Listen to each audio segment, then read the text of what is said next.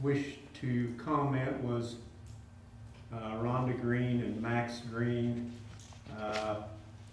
This subject matter does not pertain to a public hearing tonight. It's something about illegal boards. So we will not hear He that. signed up. Actually, He signed up. I have, to speak on this proposed zoning ordinance itself. Okay, It Come- is- come it is for- our- And I give my time to him. come forward, Max. We'll let you speak. As long as it pertains to. It does pertain to this. Okay.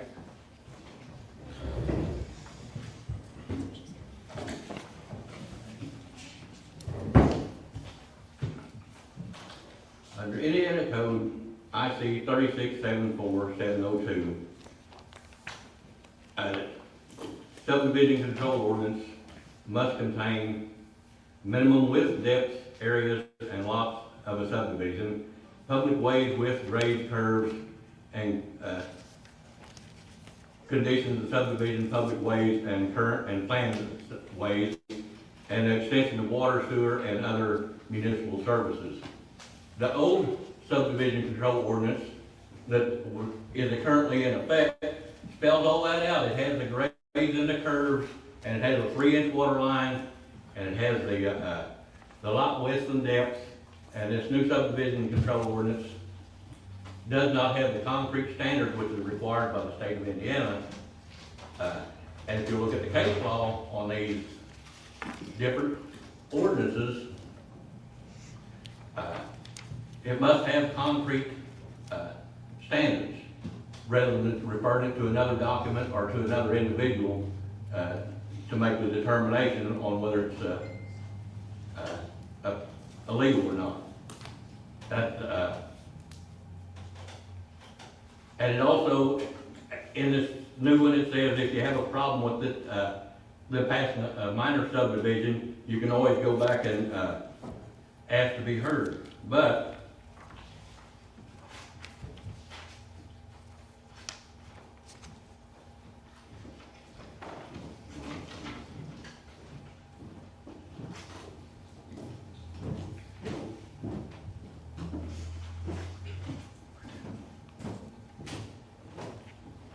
statutes requiring the local legislative body must adopt subdivision control ordinances which regulate subdivision of land and use zoning discretion and which provide concrete standards for to be in effect. Also, as talking to Travis, he had the 1 acre minimum is not really the true intent here if the ground's not flat enough to do that. In this other case studies here, if the ground is not suitable to do geographic areas because too much slope or whatever, they can be considered, because of the health and safety, that they can't be used for residential purposes. His intent's not that the 1 acre minimum be set in stone so much as the requirement that it be flat enough ground to do all the stuff and with the road frontage and access that's required under the law.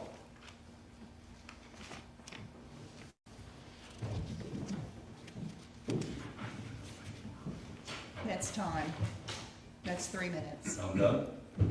Well, He has my time. yes, and they are allowed to Okay. combine their time. I'll start that over. Okay. Here's a testimony of adjacent landowners at hearings on proposed subdivision plat is irrelevant in establishing whether the plat complies with the master plan, ordinances, and or statutes. So if the subcommittee decides to approve a minor subdivision because it meets the standards, asking them, telling the public they can come in and have their say means nothing because the state code says it's already irrelevant.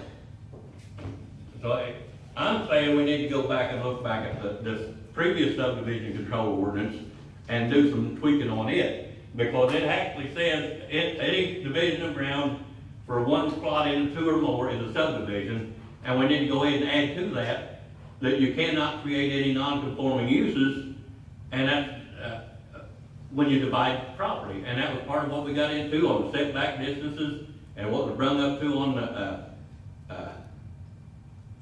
manure storage buildings and everything, and the confined feeding, where they could divide the ground off even though it would no longer meet the standards.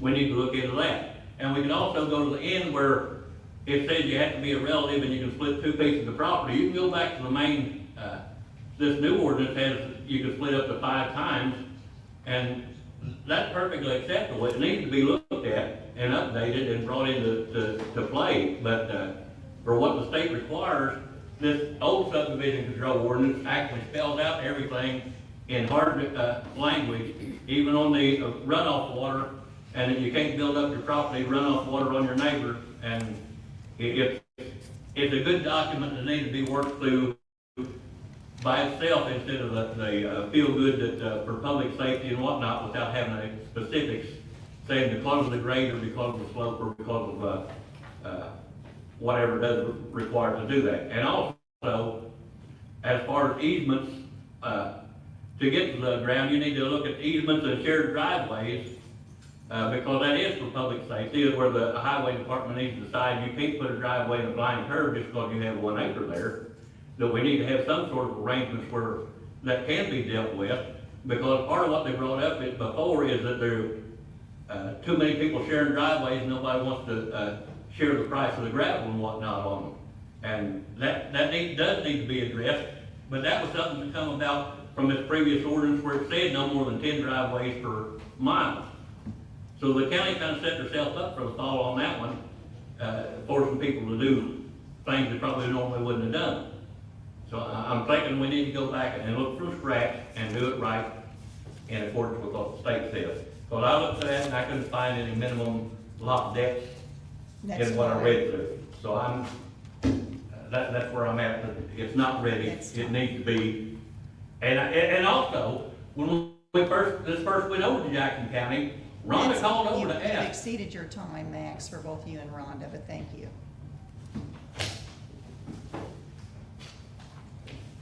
We were told